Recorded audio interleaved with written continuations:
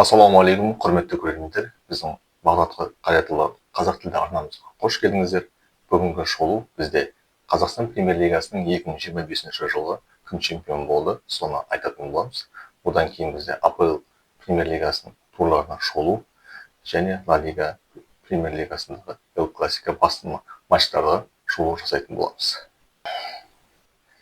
Қазақстан Премьер-лигасының бөліміне шолу жасайтын болсақ, Қазақстан чемпионатының чемпионы 2025 жылы чемпион Қайрат клубы болып саналды. Қайрат пен Астана арасындағы ойын 1-1 есебімен аяқталып, қайраттықтар өз басымдығын көрсетіп, басында Астана Марин Томаспен гол салған болатын. Одан кейін екінші таймда Дәстен Сәтбаев әдемі мүмкіндікті пайдаланып, әдемі гол соғып, өзінің алдағы бомбардирлік кестедегі 14-ші голмен жақсы жағынан көрінді көрсеткішпен. Жалпы менің ойымша алдағы уақытта осы жылдың үздік ойыншысы Дәстен Сәтбаев десе, мен таңғалмас едім. Себебі ол өзінде жасында жарқылдаған жарқын жұлдыз. Әрине 14 гол соқты, ал нәтижелі пастан 6 нәтижелі пас жасады. Жалпы Қайрат клубының басшылықтарын шын жүректен құттықтаймыз. Ойын жалпы атап айтатындай бір қарқынмен басталғанымен, Қайраттың ойындары қайта-қайта навеспен көтеріңкі пас беру арқылы ойында гол өзінің реализациясын саламады. Ал Астана тыңғылықты тактикалық қарымта шабуыл арқылы өздерінің мүмкіндіктерін Марин Томасовтың бірінші таймдағы бірінші ударымен соққымен таңғалдырып бір голын соққан болатын. Жалпы Астана бұл ойынға өзінің тыңғылықты, жаңағыда айтамыз ғой, байыпты, өзінің жаңа тәжірибелі ойыншыларына сеніп келген екен. Ал Қайрат клубы бұл ойында Лига чемпионлықтан алған тәжірибесі бар, осы Премьер-лигада алған тәжірибелері бар. Сол арқылы өзінің нәтижелерін жақсарта алып, есепті 1-1 есебімен осы орталық алаңда жеңіске жеткен болатын. Жалпы бүгін Қайрат клубының құттықтауы, медаль тапсыруы, клуб басшылығының Қайран Боранбаевтың қуануы барлығы жаңалықтарда жазылып жатыр. Шын жүректен жалпы Қайрат клубын құттықтаймыз.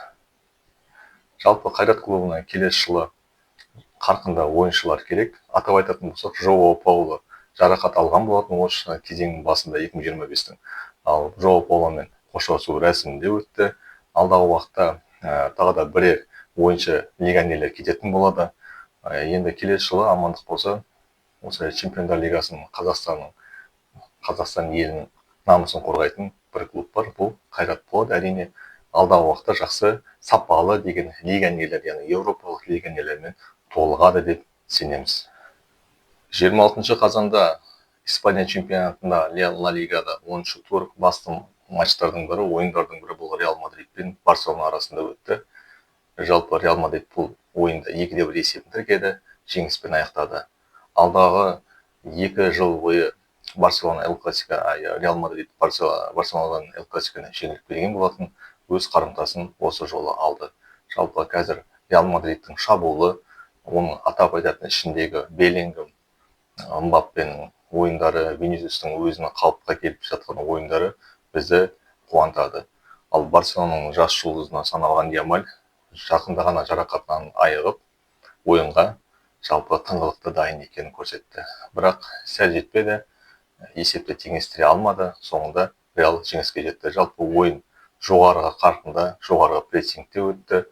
Алда бірақ бұрынғы Барселонаны көре алмады Ханси Фликтің, себебі ойында басынан бастап осы Реал өзінің қарымта, өзінің ойында, өзінің ойын диктовать етіп, яғни оқытып, басым бөлігін көрсеткіштерді өздеріне ала білді.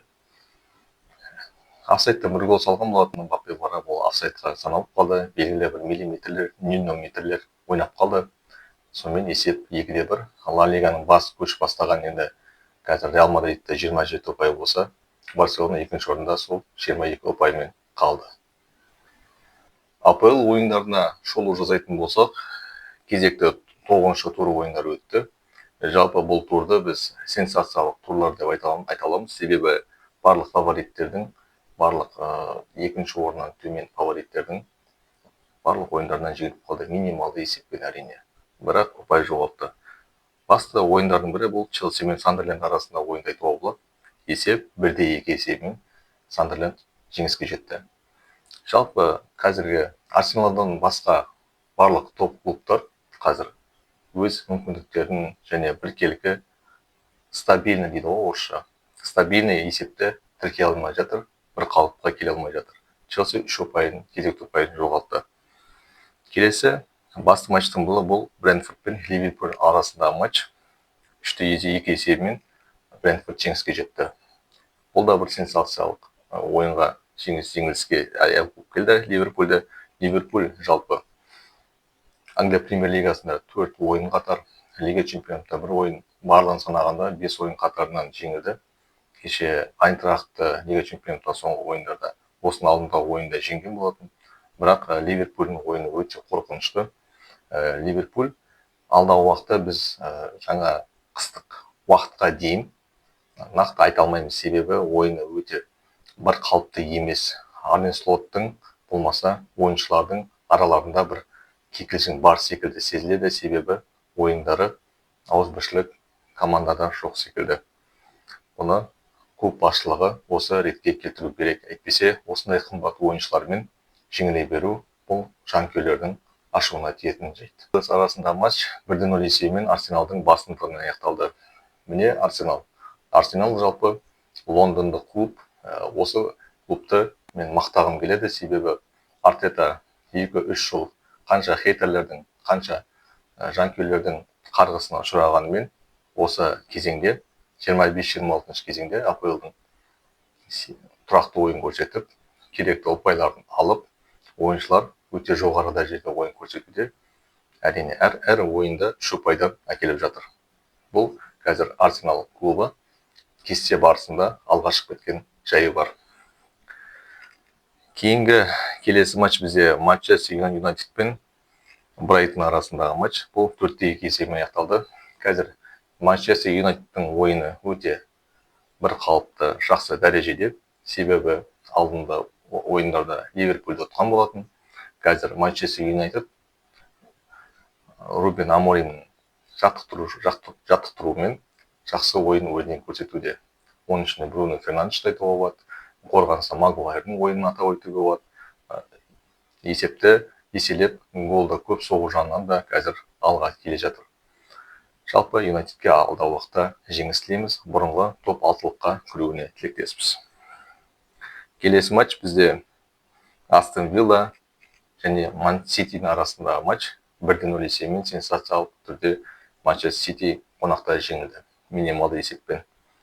Жалпы өткен шолуда айтқан болатынбыз, Манчестер Ситидің бұрынғы Пеп Гвардиоланың тики-така ойынына жақындап келе жатқаны, бір қалыпты ойынға жүйеленіп келе жатқанын айтқан болатынбыз, бірақ қателескен екенбіз.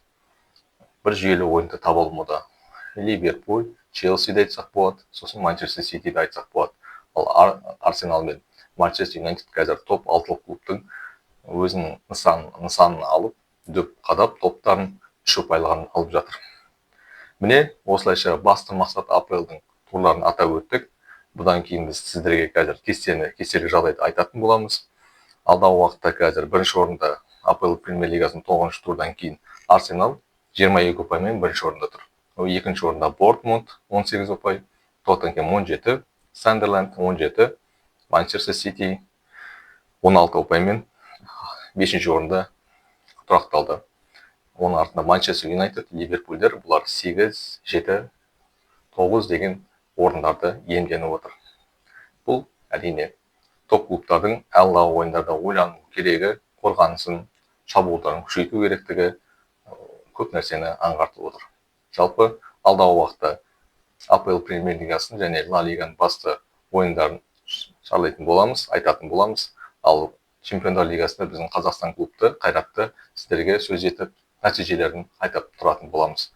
Біздің осы бейне жазбамыз, қазақ тілді арнамыз сіздерге ұнап жатса, арнаға тіркеліп, үліпілдеріңізді басып, өз пікірлеріңізді жазып кетіңіздер ағайын.